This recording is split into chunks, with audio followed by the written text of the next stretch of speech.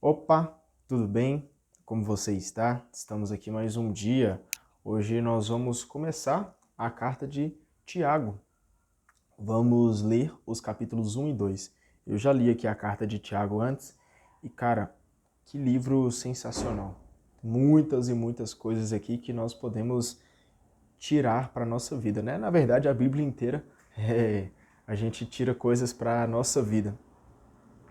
Mas falando aqui especificamente do livro de Tiago, que livro sensacional, que carta sensacional. Temos aqui várias e várias coisas que a gente poderia ficar aqui horas falando, dias, anos, né?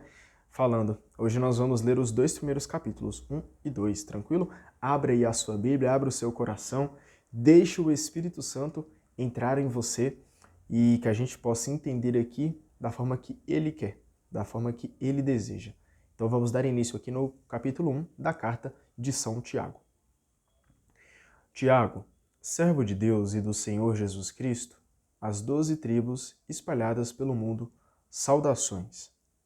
Meus irmãos, fiquem muito alegres por terem que passar por todo tipo de provações, pois vocês sabem que aprendem a perseverar quando sua fé é posta à prova. Mas é preciso que a perseverança complete a sua obra em vocês, para que sejam homens completos e autênticos, sem nenhuma deficiência. Olha para você ver. Já temos um ensinamento perfeito aqui, que a provação, ela amadurece a nossa fé.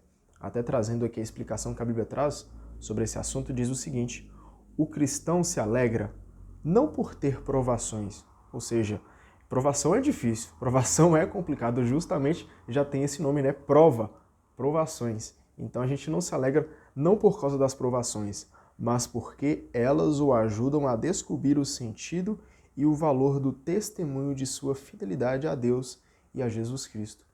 Então, a provação ela nos aproxima cada vez mais de Deus, cada vez mais de Jesus Cristo, pois se nós recordarmos, lá no Evangelho, conta sobre as tentações que Deus teve no deserto, onde ele foi oferecido ali alimentos, foi oferecido ali poder que o demônio estava colocando ali à disposição de Jesus, mas ele, mesmo sendo tentado, ele se conectou verdadeiramente com Deus.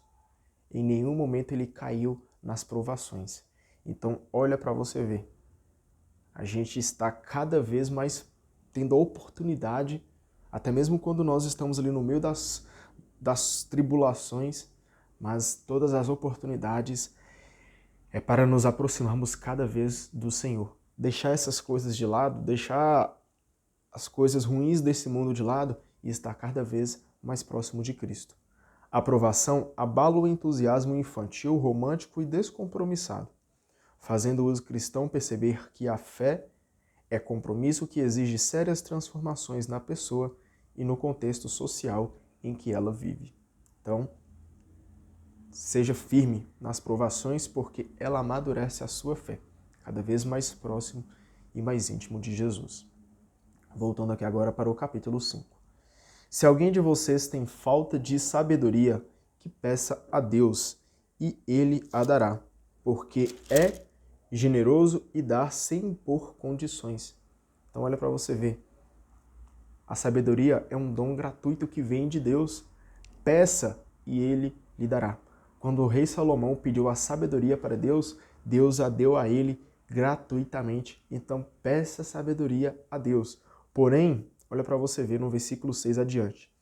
Todavia é preciso pedir com fé, sem duvidar, porque aquele que duvida é como a onda do mar, que o vento leva de um lado para o outro. Quem é assim, não pense que vai receber alguma coisa do Senhor, pois é indeciso e instável em tudo o que faz. Então não seja indeciso, não peça ali com dúvida, mas será que Deus vai me ouvir? Será que Deus vai me dar sabedoria? Cara, se você for pedir sabedoria a Deus, peça com muita fé, com todo o seu coração, com todo o seu corpo, com todo o seu entendimento, peça com muita fé sabedoria a Deus. E Ele, que é o Todo-Poderoso, dará para você gratuitamente. Que o irmão pobre se orgulhe de sua alta dignidade, e o rico se orgulhe de perder sua posição social, porque o rico desaparecerá como a flor da erva. O sol se levanta, vem o calor e seca a erva, e lá se foi a beleza do seu viço. É assim que o rico vai perecer no meio dos seus negócios. Feliz o homem que suporta com paciência a provação, porque, uma vez provado, receberá a coroa da vida que o Senhor prometeu àqueles que o amam. Quando tentado, que ninguém diga, Deus está me tentando, porque Deus não é tentado a fazer o mal, nem tenta a ninguém. Cada um é tentado pelo seu próprio desejo. Cada um é tentado pelo seu próprio desejo, que o atrai e seduz. A seguir, o desejo concebe e dá à luz o pecado. E o pecado, uma vez consumado, gera a morte. Então olha para você ver. Cuidado com os desejos. Porque os desejos da carne, eles estão ali, ó, flamegando, cara. Eles estão ali fumegando. E quando a gente dá espaço para esse desejo que vem ali como algo bom, né? O desejo, o pecado, ele não vem como algo ruim. Ele vem ali, ó, te seduzindo, é numa conversa ou outra, é num vídeo ou outro, é ali nas redes sociais, vendo uma coisa legal, uma coisa ali que é para te atrair, para te seduzir. Você sabe, né, do que eu tô falando. E aí, quando você percebe, o desejo, ele vai se ardendo, ele vai se inflamando, e aí, quando a gente parar para perceber, já estamos afundados no pecado. Já cometemos aquele pecado, ó, de forma grotesca. E o pecado, uma vez consumado, gera a morte. Então, bastante cuidado, porque o pecado, ele nos afasta do Senhor e gera a morte. A morte de carne, todos nós vamos morrer. O nosso corpo, todos nós vamos morrer. Mas e a nossa alma? A nossa alma vai ressuscitar para viver a vida eterna junto com Deus?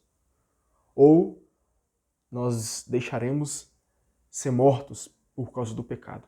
Então tome cuidado com os seus desejos para que eles não te levem para o caminho da morte. Não se enganem, meus queridos irmãos, qualquer dom precioso e qualquer dádiva perfeita vem do alto, descendo do Pai das luzes, no qual não há fases ou períodos de mudança. Por sua própria iniciativa, ele nos gerou, por meio da palavra da verdade, para que nos tornássemos as primeiras dentre as suas criaturas. Vocês já sabem, meus queridos irmãos, cada um seja pronto para ouvir, mas lento para falar, e lento para ficar com raiva, porque a raiva do homem não produz a justiça que Deus quer. Por isso, deixem de lado qualquer imundície e sinal de malícia, e recebam com docilidade a palavra que lhes foi plantada no coração e que pode salvá-los. Sejam praticantes da palavra, e não apenas ouvintes, iludindo a si mesmos. Então, cara, não se iluda. Não acha que, vou só ler aqui a palavra de Deus, não vou participar só daquela pregação, vou só ir naquele terço, vou só ali participar da missa. Cara, nós precisamos não estar só de corpo presente, mas nós precisamos agora agir. Se a gente sabe daquilo que o Senhor gosta, se a gente está buscando ali cada vez estar mais próximo, mais íntimo, para entender a vontade dele sobre a nossa vida, agora precisamos também fazer a nossa parte. A palavra de Deus não é teórica, onde ela vai ficar só na teoria.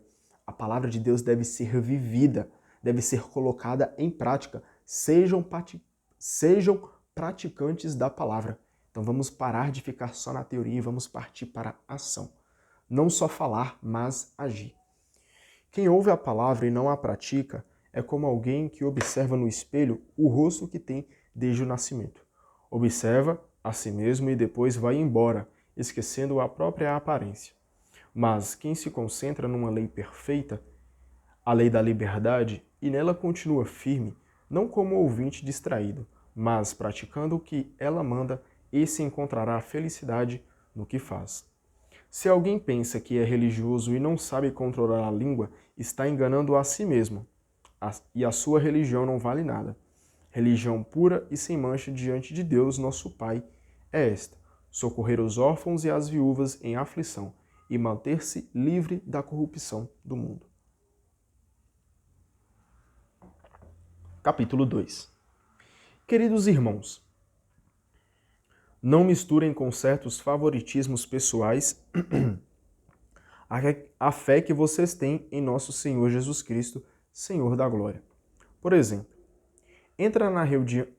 Eita, nós, que dicção é essa, hein? Por exemplo, entra na reunião de vocês uma pessoa com anéis de ouro e vestida com elegância. E entra também uma pessoa pobre, vestida com roupas velhas. Suponhamos que vocês deem atenção à pessoa que está vestida com elegância e lhe dizem: sente-se aqui, neste lugar confortável. Mas dizem à pessoa pobre: fique aí em pé, ou então sente-se aí no chão, perto do estrado dos meus pés. Nesse caso, vocês estão fazendo diferença entre vocês mesmos e julgando os outros com péssimos critérios. Nós estamos julgando nós mesmos, né? Porque todos nós fomos salvos por Jesus Cristo.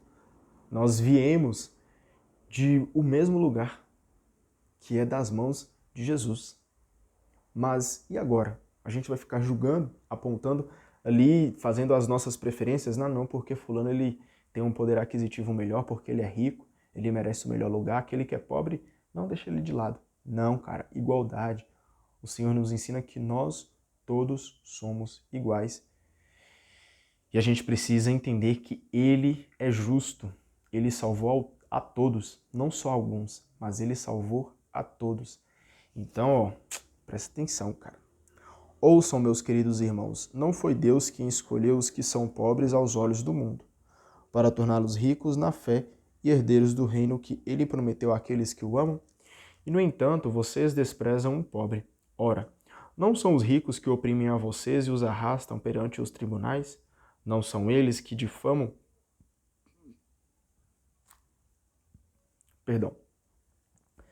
Não são eles que difamam o nome sublime que foi invocado sobre vocês? Se cumprirem a lei mais importante da Escritura, ame o seu próximo como a si mesmo, vocês estarão agindo bem. Mas, se vocês fazem diferença entre as pessoas, estão cometendo pecado, e a lei os condena como culpados. Aquele que observa a lei toda, mas falha num só ponto, torna-se culpado de violar a lei inteira. De fato, aquele que disse, não cometa adultério, também disse, não mate. Portanto, se você não comete adultério, mas mata, será condenado como violador da lei. Falem e ajam como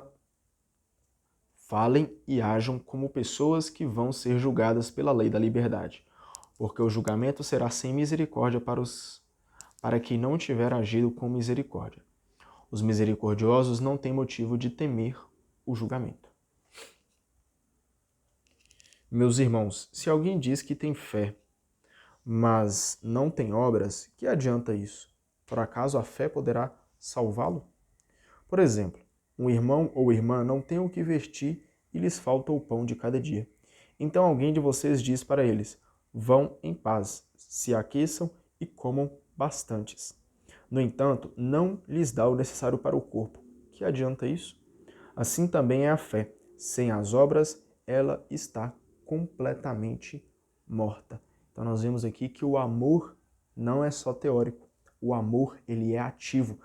Não adianta ter fé se nós não temos ações concretas. A fé se manifesta em atos concretos, em atitudes.